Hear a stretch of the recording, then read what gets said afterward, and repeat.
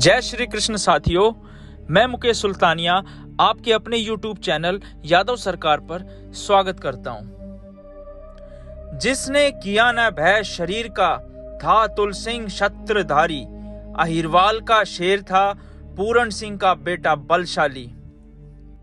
आज से 165 वर्ष पूर्व भारत की सत्ता पर फिरंगियों की हुकूमत का परचम लहरा रहा था। अब हिंदुस्तानी राजाओं के भविष्य तीर तलवार पर नहीं, अंग्रेजों के कागज कलम से लिखे जाते थे। इस समय हिंदुस्तान का फिरंगी गवर्नर लॉर्ड कैनिंग था, जिसके मंसूबे संपूर्ण हिंदुस्तान को फतेह करने के थे। पर दिल्ली से दूर बैठा एक यदुवंशी शेर मूंछों को ताव देते सब कुछ देख रहा था। उसे इंतजार था अंग्रेज एक बार उसे छेड़े तो सही। वह तो ऐसा वीर था जो आंख उठाने वालों को ही आंख फोड़ दे। अंग्रेज उस पर हुक्म चला दे, यह कैसे उसे मंजूर हो सकता था। पर अंग्रेज अनजान थे इस वीर की वीरता से और मुंह उठाए पहुंच गए आज के अहिरवाल के लंदन रेवाड़ी में। यहां से गढ़ एक अहिरवाल के शेर की सीमा प्रारंभ होती थी। 5000 की पैदल सेना, 87 गांव का सरदार था। वह भगवान श्री कृष्ण की पीढ़ी के 167वें नाम था यदुवर्ती अहिरवाल हिंदू कुलपति नरेश राव तुला सिंह बहादुर। राव तुलाराम जी का जन्म 9 मई 1825 को रेवाड़ी रियासत के अफरिया गोत्र के यदुवंशी राजा राव पूरण सिंह जी और माता ज्ञान कौर के यहाँ हुआ था। राव तुलाराम के पूर्वजों ने पानीपत के युद्ध में मराठाओं का साथ दिया था और इनके दादा राव तेज सिंह अंग्रेजों के खिलाफ विद्रोह करते आए थे, जिससे क्रोधित हो अंग्रेजों ने इनकी रियासत जब्त कर राव तेज सिंह को 87 गांव का जागीरदार बना दिया। परंतु राव तुलाराम का जन्म हुआ तो इनको बस 3 या 4 गांव और खाली खजाना इनकी किस्मत में मिले। इनकी माता ज्ञान कौर ने इन्हें शस्त्र और शास्त्र की विद्या के साथ संस्कृत, अंग्रेजी, उर्दू, फारसी, अरबी और अनेक भाषाओं की भी शिक्षा बालकाल से दिलवाई थी। इतिहास के पन्नों में इस वीर की वीर गाथा तब प्रारंभ होती है जब राव तुलाराम 14 वर्ष के थे। इनके पिता का स्वर्गवास हो जाने के बाद 14 वर्ष की आयु में राव तुलाराम को रामपुरा की गद्दी पर बिठाया। राव तुलाराम ने प्रतिज्ञा ली कि वे भारत माता के अंग्रेजों की जंजीरों से मुक्त करा के रहेंगे। आसपास के गांव से राव तुलाराम ने लगान वसूलना शुरू किया। उसके बाद सबसे पहले रामपुरा में मजबूत रामपुरा महल का निर्माण करवाया। राव तुलाराम ने आसपास के गांवों पर धावा बोलना शुरू कर दिया। यद्यपि उनके पास सेना का अभाव था, इसलिए उन्होंने अहीर किसानों में हौसला बढ़ाते हुए शुरुआत में अहीर किसानों की छोटी सेना बनाई। बाद में अन्य समाज के लोग भी राजा राव तुलाराम से प्रभावित हो उनसे जा मिले। इसी बीच राव तुलाराम को खबर मिली कि मेवात के मेवों ने अहीरों के गांव से गोधन चुरा ले गए। अगले दिन राव तुलाराम ने अपने मुट्ठी भर साथियों के साथ मेवात पर धावा बोल दिया और खूब उत्पात मचाया। कई मेव राव तुलाराम की तलवार से काटे गए। बाद में मेवात की जनता ने राव तुलाराम से जान की भीख मांगते हुए भविष्य में सहायता का वादा किया। समय बीतता गया। राव तुलाराम अपनी यौवनावस्था की चरम सीमा पर थे। राव तुलाराम वर्षों से अंग्रेजों के खिलाफ बगावत की तैयारी में लगे थे। बस इंतजार था सही मौके का।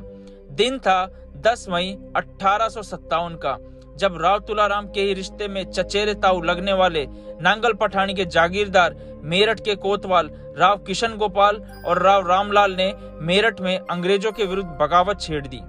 मेरठ क्रांति खत्म होने के बाद राव किशन गोपाल और राव रामलाल मेरठ की जेल से आजाद कराए गए कुछ हिंदुस्तानियों के साथ राव साहब के पास रामपुरा महल पहुंचे।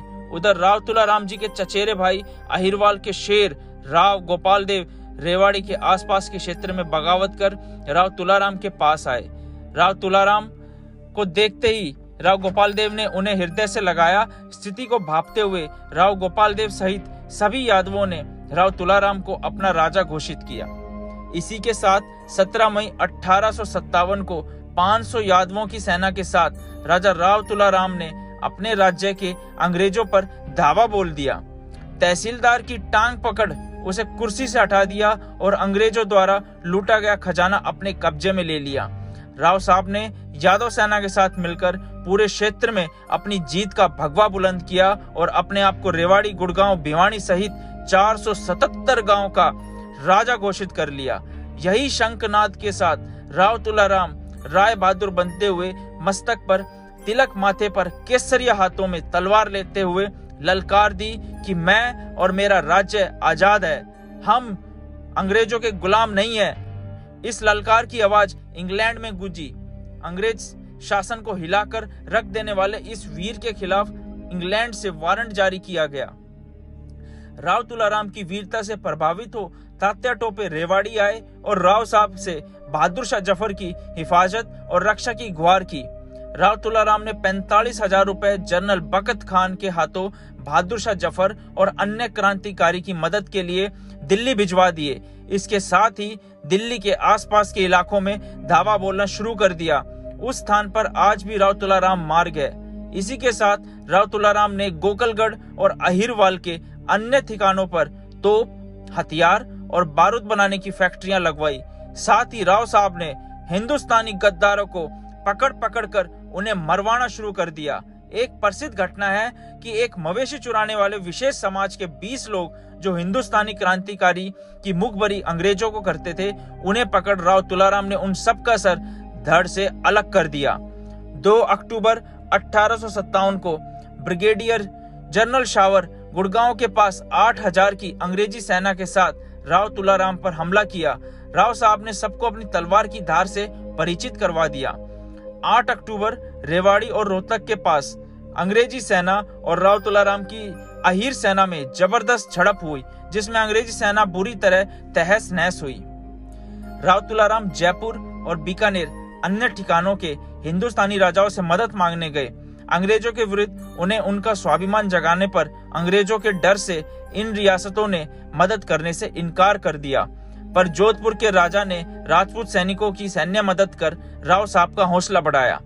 उधर इंग्लैंड से वारंट आने के कारण राव तुलाराम अंग्रेजों के लिए सरदर्द बन गए थे।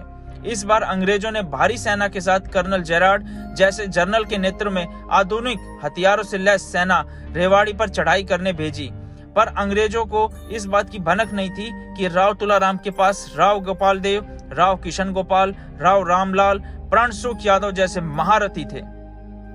16 नवंबर 1857 का दिन नारनौल की भूमि एक तरफ राजा राव तुलाराम और उनके 5,000 अहीर सहित अन्य हिंदुस्तानी सिपाही और दूसरी तरफ थी 25,000 की अंग्रेजी फौज। अहीरों ने दादा किशन की जय और हर हर महादेव के रणघोष के साथ अंग्रेजों पर धावा बोल दिया। वीर तुलाराम की तलवार के सामने जो आ रहा था मृत्यु को प्यारा होता जा रहा था। आज अहीरों की तलवार अंग्रेजों की तोपों को ललकार रही थी।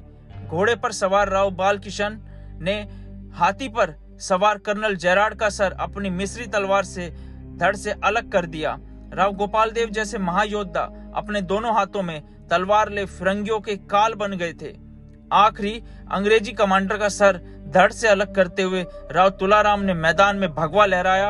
अंग्रेजी सेना पीछे भागने लगी, पर अचानक युद्ध का रुख ही बदल गया।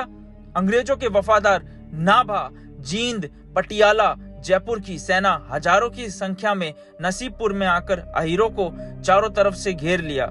हिंदुस्तानी गद्दारों के कारण ये युद्ध उन अंग्रेजों द्वारा जीता गया। उसके बाद भी राव साहब का हारना तय था, फिर भी अहीर हार नहीं माने और अंतिम सांस तक लड़े। वीर राव रामलाल का सर कटने के बाद भी धड़ लड़ता रहा। फिर उसके घोड़े को उसके वफादार उसके गांव नांगल पठानी ले गए। राव किशन गोपाल जैसे महायोद्धा लड़ते वीरगति को प्राप्त हुए। उधर राव गोपाल देव और प्रणसुख यादव घायल राव तुलाराम को उठा अंग्रेजी सेना को चीरते हुए राव तुलाराम ने बार बार कहा, गोपाल भाई, मैं अपनी प्रजा को छोड़कर कहीं नहीं जाऊंगा। राव गोपाल देव ने कहा, भैया आप हमारे राजा हैं, राजा जीवित रहेगा तो फिर से राज्य जीत सकेंगे। ऐसा कहकर वह राव गोपाल देव जी के ससुराल बीकानेर के उदय रामसर गांव गए। उधर हिंदुस्तान के गद्दारों को अंग्रेजों ने सोने में तोल दिया। अहीरवाल पर अंग्रेजों का कब्जा हो गया। गोकलगढ़ जैसे मुख्य ठिकाने नष्ट किए गए। राव तुलाराम की छोटी रानी 2 माह के युवराज राव युधिष्ठिर के साथ अपने मायके चली गई और छुपते छुपाते अंग्रेजों ने राव तुलाराम को जिंदा या मुर्दा पकड़ने पर 1 लाख का इनाम रखा था। उदयरामसर गांव में राव तुलाराम को रात की नींद नहीं आती थी। नसीबपुर युद्ध हारने के बाद भी जिगरे में अभी भी फौलाद बाकी था। राव साहब बीकानेर के राजा से मदद मांगने गए तो बीकानेर के राजा अंग्रेजों के डर से राव साहब से उनके राज्य से फौरन निकलने की विनती की। उसके बाद राव तुलाराम जैसलमेर गए। जैसलमेर के राजा ने भी राव साहब के सामने हाथ जोड़ लिए। फिर राव तुलाराम को उनके मित्र बूंदी के महाराजा के यहाँ जाना हुआ। बूंदी के महाराजा ने राव तुलाराम का स्वागत किया, जहाँ तात्या टोपे और अन्य क्रांतिकारी के साथ आगे की रणनीति बनाई। उसके बाद एक बार फिर राव तुलाराम ने सीकरी का युद्ध अंग्रेजों के खिलाफ तात्या टोपे के संग मिलकर लड़ी। दुर्भाग्यवश इस युद्ध में उनकी हार हुई। इस घटना के बाद सबने रूस से मदद मांगने के लिए कहा, क्योंकि रूस और ब्रिटिश सत्ता में उन दिनों टकरार चल रही थी, पर जोखिम उठाने और लंबे सफर तय करने की किसी में हिम्मत नहीं थी। फिर राव तुलाराम आगे आए और उन्होंने तात्या टोपे को वादा किया कि वह रूस जरूर जाएंगे और मदद लाभ भारत को आजाद कराएंगे।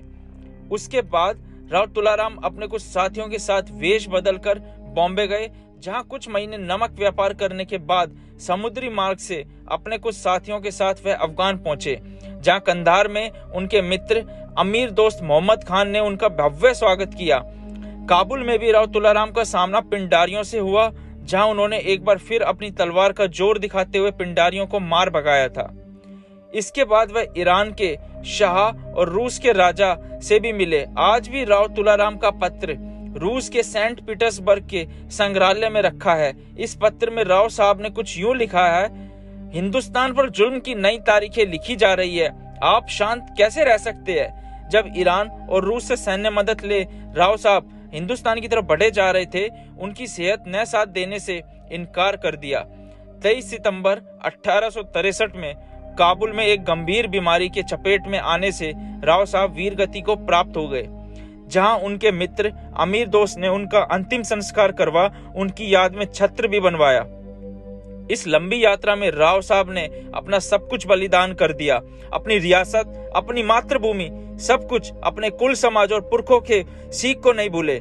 राव मान सिंह ने अपनी पुस्तक अभीर कुल दीपिका में राजा राव तुला सिंह बहादुर के बारे में लिखा है कि हरचंद यह सरदार हशमत वह दौलत में अपने दादा साहब राव तेज सिंह के किसी जागीरदार के जोड़ का भी न था, लेकिन अपनी जाति, लियाकत, होशियारी से नामोरी व शोहरत रईसाना में बढ़कर पैदा की, बल्कि सन 1857 की रवाना बर्बादी में बजाय गुमनाम होने में अलमुलल गर्मी से अलावा हिंदुस्तान के विलायत ईरान व तोरान व इंग्लिस्तान व अफगानिस्तान वगैरह में मशहूर हो गए।